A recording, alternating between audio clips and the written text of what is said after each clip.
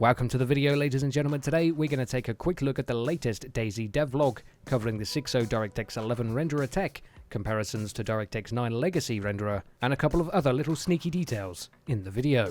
And a quick reminder that anything we do see in these devlog videos are always subject to change during DayZ's development. But as we kick things off straight away with the video, we have a new main menu. We can see a darkened left panel with the DayZ logo, play, character, change server, configure and exit. And on the upper right side, we can see a full stat system. Whether this will be working when we get 6.0 is unknown, but we have animals killed, infected killed, survivors killed, distance traveled, survivors aided, water consumed, calories burned, and hours survived, with this all being part of the new UI being developed alongside the DirectX 11 renderer. Please keep in mind that all footage we're about to see of the DirectX 11 Enfusion renderer is of its first public iteration, and the team hope to keep pushing with performance and graphical fidelity iterations throughout DayZ's development. What has been done with the Bratislava team and the toolset they have at hand is analyzing the map and optimizing sub 30 FPS areas.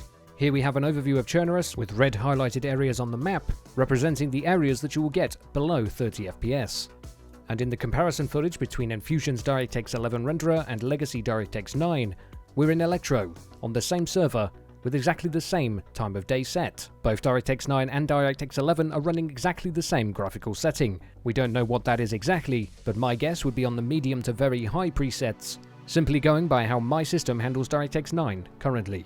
With all that being said, it wasn't mentioned what system specs this FPS was achieved with. If we thought it would be safe to go with the previous specs announced, we could say maybe a high-end i5 or i7 and a 970 GPU, but of course there is a chance we could be wrong there.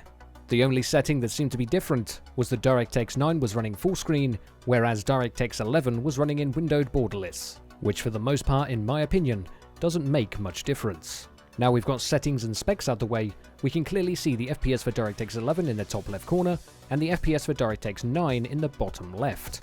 It is very clear which one is which in the nighttime scenes, as we can see what we've been playing with for the last couple of years, the very black and white and bland nighttime of DirectX 9, whereas DirectX 11 has some colour, a little bit more light, and for the first time in a long time, it's really making me want to play DayZ in the dark.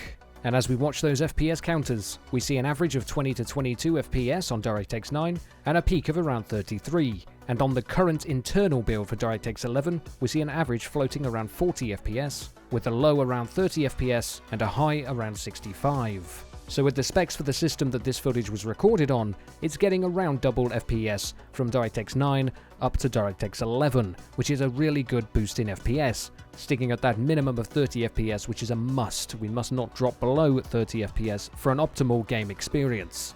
Another thing that Hicks mentions is shadow performance and optimizations of it. I really like the look of DayZ with shadows enabled, but my FPS roughly halves, if not more, when I enable shadows. And it really disappoints me. I would love to enable shadows. It makes the wooded areas look much better. You get the shadows of all the leaves, the foliage, the trees. So I decided to not have shadows on. Now this is good news having shadows being optimized, especially with DirectX 11 at nighttime as well. We're going to be able to have shadows on for the most part. But with all that being said, I'll probably do a new performance guide anyway when it reaches experimental/stable and see which settings we can then reach for future development for the best performance. And now here's where we get to see a sneaky little look at the inside of the new Elektro.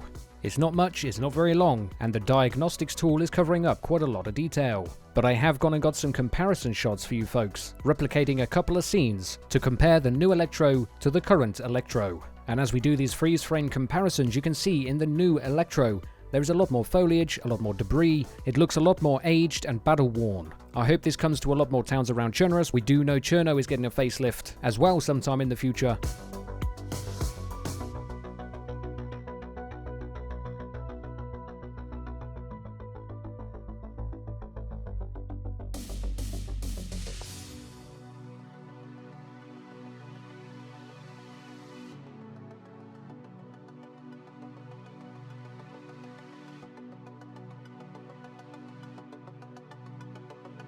I'll also throw in this alternate aerial view of the new Elektro from a previous development video. Now let's move on to the final part of the devlog, Zelenogorsk DirectX 9 versus DirectX 11 FPS comparison.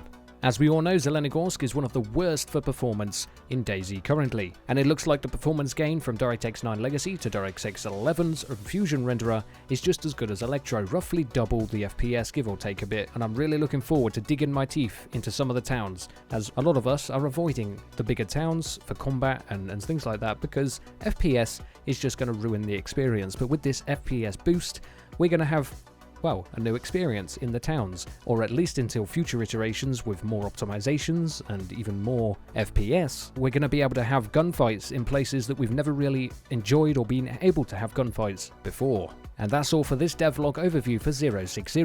Let me know in the comments below what you think of the changes to Elektro, the FPS gain from DirectX 11 Enfusion renderer, the improvement to nighttime. Remember to hit that like button as it helps the channel out a lot, and I'll see you peeps next time.